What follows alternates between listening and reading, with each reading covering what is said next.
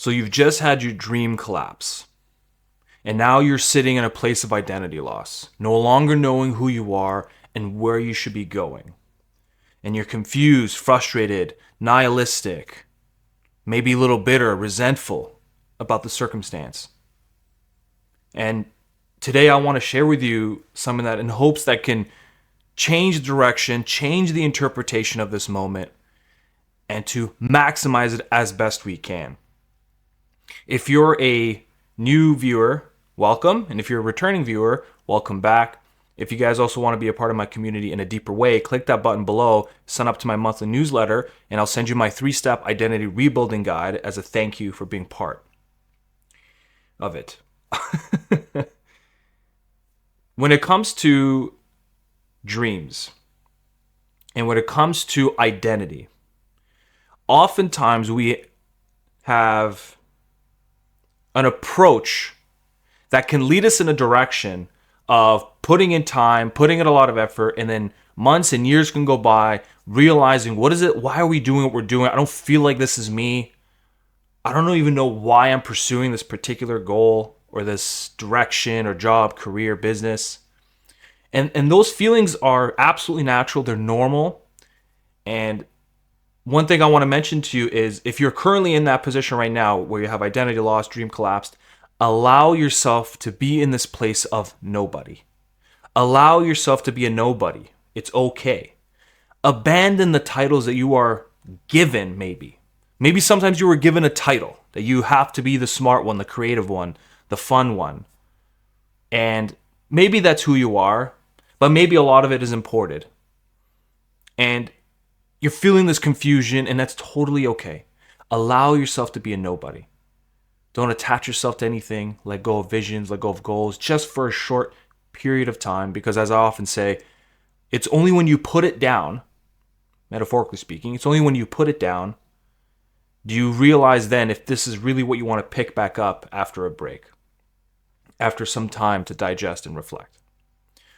But when it comes to pursuing particular dreams, more often than not, the pursuit of a dream is the pursuit to relieve some form of pain that we have, some form of trauma pain that we have that sits below our unconscious mind. Perhaps we're aware of it, but oftentimes we're not. It's usually very repressed, and we don't know how it functions, and it sort of controls the way we act throughout the world. I'll use myself as an example. I wanted to be a black belt world champion in Brazilian Jiu-Jitsu. It was something that I devoted my entire life to. I put in hours and hours of training, strength training, dieting, sleeping rituals, everything you can imagine. It was my entire life. I did that for 6 years, and I did very well. I won provincials multiple times.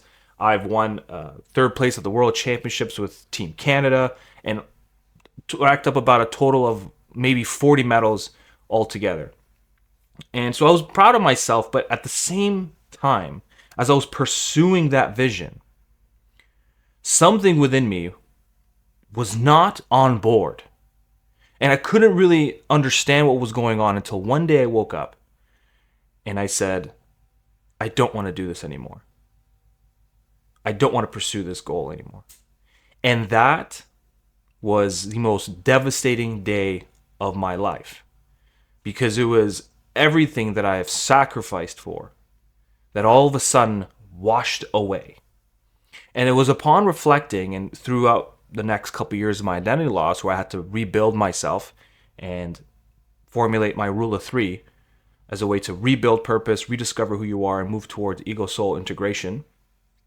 I realized that what I was pursuing was just a form of remedy for the challenges I was feeling internally of inferiority, of lacking admiration, feeling like I had to prove myself to everybody all the time. And so these pursuits and these visions were just to remedy that. I wasn't really doing it because it felt something that in my entire body, mind, soul, ego, everything was aligned and integrated, saying, let's do this. Let's move in this direction. And it was because of that, as I was pursuing that goal slowly, as my soul started to retreat, my ego had to find stimulus through admiration, through status, through authority and respect, and that was its fuel. That was the fuel that kept me moving forward, but the soul was not having it after a while. And so it's very important to know, where is it that you're coming from? Why is it you're wanting what you're wanting? And if you want deeper information on that, you have to reflect inward and confront, because there's 3 channels we need to have in alignment: your past, present, future. The past being your shadows, your traumas, the emotional knots and complexes that you live with. The present, your day-to-day actions. What does your day look like? What do your daily thoughts look like? Your patterns of behavior. And then you have the future. What sort of vision have you set for your life? What are your plans for 6 months, a year, 5 years? If the past is not healed and dealt with and confronted and integrated, it's going to warp the present, it's going to warp the future. And then we often wonder, why is it that we're not moving in a direction that we really want? Why does it not feel like me? Well, oftentimes there was something that we haven't contended with and dealt with in the shadow that has caused us to move forward in this warped lens. It warps your view. It distorts it. And the more we suppress what we have to deal with, the more it turns to repression. And repression is when it is gone from your conscious mind. And now you are simply just being controlled to some degree. Because understand that complexes, inferiority complexes, father complexes, all these that sit below the unconscious.